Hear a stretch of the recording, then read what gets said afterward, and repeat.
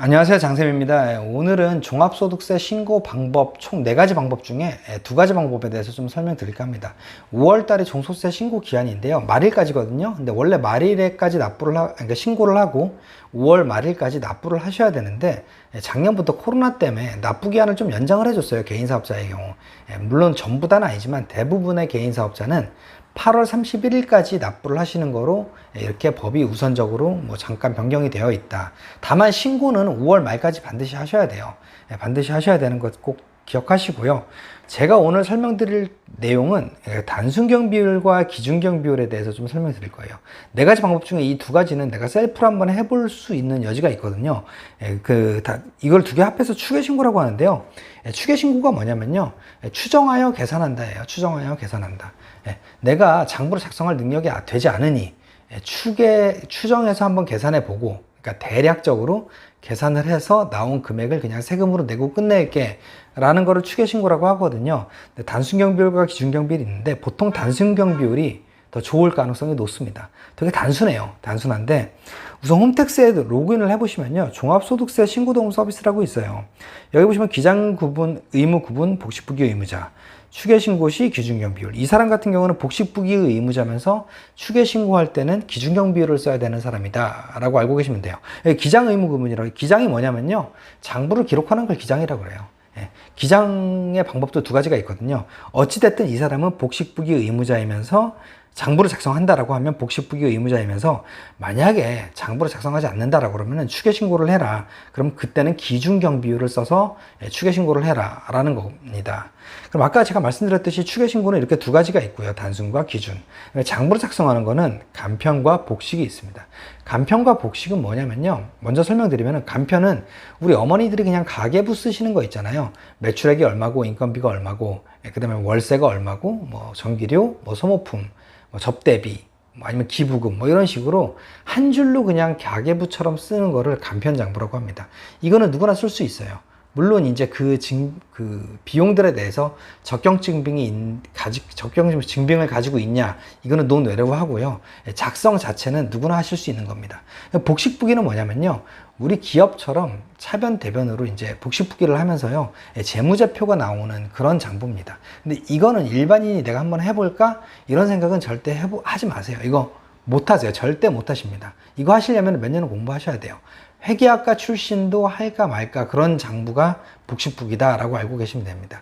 그리고 만약에 내가 복식부기를 할 줄 안다 라고 해도 세무사한테 맡기는 게, 내가 그 복식부기 작성 프로그램을 사는 것보다 훨씬 쌉니다. 그렇기 때문에 무조건 복식부기이신 분들은 세무사한테 찾아가셔라. 그리고 만약에 세무사한테 찾아가지 않으시면 왜 안 되는 이유가 뭐냐면, 복식부기도 좀 매출이 어느 정도 되잖아요. 그러면은 세무사에 도장이 없으면요, 어차피 무신고입니다. 무조건 세무사를 찾아가셔라 라고 말씀드릴게요. 그 단순경 비율이 있고 기준경 비율이 있는데, 오늘은 요거 2개 설명드릴 거예요. 되게 쉬우니까. 단순경 비율은 딱 들어봐도 되게 쉽잖아요. 단순하게 계산하는 것 같죠. 기준경 비율은 약간 다른 방법일 것 같고, 우선 단순경 비율 먼저 볼게요. 누가 단순경 비율을 적용할 수 있을까라고 보시면요, 눈에 딱 띄는 게 도소매죠. 제일 흔한 거.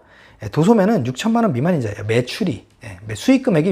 수익금액과 매출은 좀 다르기는 한데, 매출이라고 그냥 표현할게요. 매출이 6천만 원 미만인자. 제조업, 음식점업, 이런 분들은 3,600만 원 미만인자. 그 다음에 임대업, 서비스업, 이런 식으로 원가가 들어가지 않는 업종 있잖아요. 이런 거는 2,400 미만인자입니다. 근데 이게 전년도 매출이 2,400 미만인자예요. 예를 들어서 내가 상가 임대업을 한다라고 할게요. 상가 임대업을 하는데 19년도에 4천만 원 월세를 받았어요. 근데 20년도엔 경기가 안 좋아가지고요, 2천만 원 받았다라고 할게요, 월세를. 그러면 2020년도에는 2,400 미만이니까 내가 단순경비율을 쓸 수 있냐? 그건 아니고요. 19년도에 2,400 미치어야 됐어요. 근데 지금 같은 경우는 19년도에 매출이 4천이었잖아요. 그러니까 2020년도에는 내가 2천이 됐든 4천이 됐든 5천이 됐든 1,000원이 됐든 무조건 단순경비율을 쓸 수 없다라고 알고 계시면 돼요. 이게 왜 이런 거냐면요, 사업 처음 할 때는요, 웬만큼 매출이 많지 않고서는요, 단순경 비율을 적용하게 해줍니다. 왜냐면 사업을 처음 하는 사람은 내가 이 세무사를 고용해야 되는지 이런 거조차를 지식이 없을 수 있잖아요. 그러니까 처음 하면은 매출이 많이 크지 않는 이상 무조건 처음에는 단순경비율을 쓸 수 있다. 그리고 두 번째 연도도 예를 들어 첫 연도에 했는데 내가 12월 31일 날 했어요. 그래서 매출이 뭐 100만 원밖에 안 나왔어요. 이런 사람도 다음 연도에 해야 되는지 모를 수 있잖아요. 그렇기 때문에 금액이 전년도에 얼마 아닌 자는 단순경비율을 적용할 수 있는 거다. 그래서 전년도 매출을 보는 거다라고 보시면 될 것 같아요. 근데 이 케이스 같은 경우는 19년도에 4천이 나왔잖아요. 4천 정도 나왔으면 넌 세금을 많이 냈을 텐데 너 세무사 고용해야 되는 거 당연히 2020년도에 알았을 거 아니야. 그러니까 2020년도에는 단순하게 계산할 수 있는 방법을 선택할 수 없게 할게 라는 게 이 법의 취지입니다. 그럼 단순경비율 계산하는 방법을 볼게요. 단순경비율로 세금을 계산하시는 방법은요, 총수익, 그러니까 총수익 금액과 매출액은 다르긴 하지만 총 매출이라고 할게요. 그냥 매출액에서 비용을 뺀 이익에 대해서 세금을 내는 거니까 그 비용을 어떻게 결정할 것이냐. 그랬을 땐 총 수익 금액에서요, 단순 경비율을 적용해 가지고 곱한 것을 그냥 필요 경비로 인정을 해줍니다. 아까처럼 뭐 인건비, 임대료, 이런 식으로 다 더할 필요가 없는 거예요. 그냥 몇 퍼센트는 필요 경비로 해, 매출에. 이런 식인데 이 단순 경비율이 상당히 높습니다. 그렇기 때문에 단순경 비율을 쓰면요, 세금이 생각보다 많이 안 나와요. 그렇기 때문에 단순경 비율은 이런 식으로 한다. 예를 들어 볼게요. 여기 보시면은 이제 어떤 업종이 있는데 기준경 비율은 17%고 단순경 비율은 여기 64%잖아요. 그럼 예를 들어서 내가 매출이 1억이다라고 하면은 필요 경비는 1억에 64.1%인 거예요. 6,410만 원이겠죠? 그럼 종합소득 금액, 그러니까 나의 당기순이익, 쉽게 말해서 당기순이익은 1억에서 6,410만 원을 뺀 3,590만 원이다. 그래서 여기에서 이제 각종 기본공제라든지 뭐 그런 것들을 뺀 다음에 세율을 곱해서 산출세액이 나오고, 산출세액에서 이제 기납부세액이나 세액공제가 있으면 그런 것들을 차감해서 납부를 하시면 되는데, 어찌됐든 당기순이익을 계산하는 방법이 이렇게 두 줄로 끝납니다. 너무 간단해요. 이게 단순경비율이고요. 기준경비율은 뭐냐면요, 기준경비율은 약간 달라요. 필요경비가 아니라, 이거 당기순이익이라고 할게요, 순이익은 총 수입 금액에서, 매출이겠죠? 매출에서 빼주는데요, 주요 경비라는 걸 빼줍니다. 주요 경비를 빼주고, 아까 단순 경비율처럼 총 수익 금액에서 기준 경비율이라는 걸 빼줍니다. 그러니까 여기에서 이거를 빼고 이거를 빼는 거겠죠. 근데 이 주요 경비가 뭐냐면요, 매입 비용이 있고요, 임차료가 있고요, 인건비가 있습니다. 여기서 말하는 매입 비용은 뭐냐면요, 내가 옷 장사를 해요. 그럼 옷을 사다 팔잖아요. 그럼 그 옷을 매입 비용이라고 하는 거예요. 내가 다른 뭐 옷가게를 하는데 컴퓨터를 샀어요. 그러면은 그 컴퓨터는 매입 비용이 아닙니다. 단 순수하게 옷을 말하는 거예요. 옷 매입한 거를 말하는 거예요. 내가 막 컴퓨터를 사다 파는 사람이다 라고 하면 옷 산 건 안 되고 컴퓨터 산 게 되겠죠. 그런 식으로 매입 비용이 주요 경비 중에 하나다. 그리고 두 번째는 뭐냐면요, 임차료예요. 임차료. 그러니까 우리가 내는 그냥 사무실 월세 있잖아요. 그 임차료를 말하는 거다. 근데 다만 뭐 자동차를 렌트로 했으니까 렌트도 뭐 한국말로 하니까 임차료 아니냐, 그런 건 아니에요. 사무실 임차료를 말하는 거예요. 그리고 뭐 아니면 뭐 복합기 같은 거를 뭐 렌트했을 수도 있고 하는데, 그런 거를 임차료로 보지 않는다. 그 다음에 인건비는 뭐냐면 말 그대로 이제 4대 보험 정직원이거나 아니면 일용직 신고하신 분들 있죠.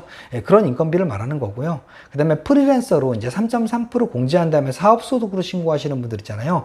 그분들은 인건비가 아닙니다. 그분들은 수수료나 외주용 의역비를 로 이제 회계 처리를 해야 되기 때문에 그런 분들의 인건비는 인건비가 아니다. 인건비는 4대 보험 고용해 주는 사람, 아니면은 고용보험 산재보험을 내는 일용직 근로자, 그런 사람들을 한테 지출하는 것을 인건비라고 한다.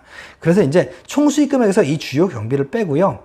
그 다음에 이제 총수익 금액의 기준 경비를 한 번 더 뺍니다. 근데 이 기준 경비율은 아까 단순 경비율은 되게 높았잖아요. 아까 64.1%인가 그랬는데, 기준 경비율은 되게 경비율이 낮습니다. 왜냐면 이거를 빼고 기타 비용 등등을 기준 경비율로 빼주는 거니까, 아까는 17%인가 그랬을 거예요. 한번 볼까요?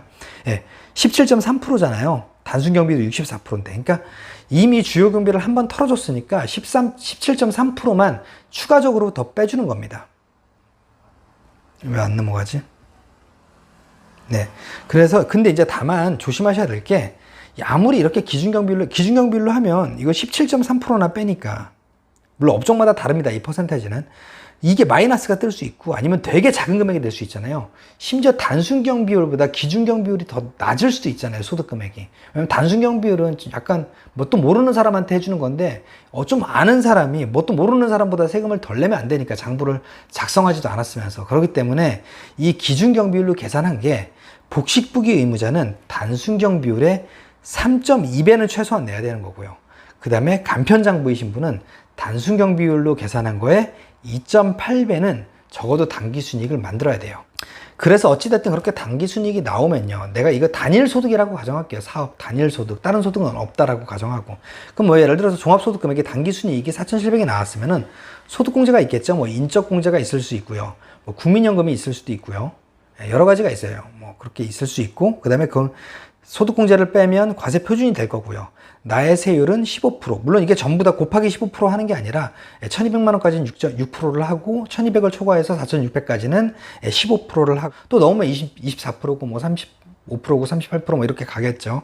어찌됐든 그 기본 세율을 곱해서 산출세액은 468만 3,780원이 나올 겁니다.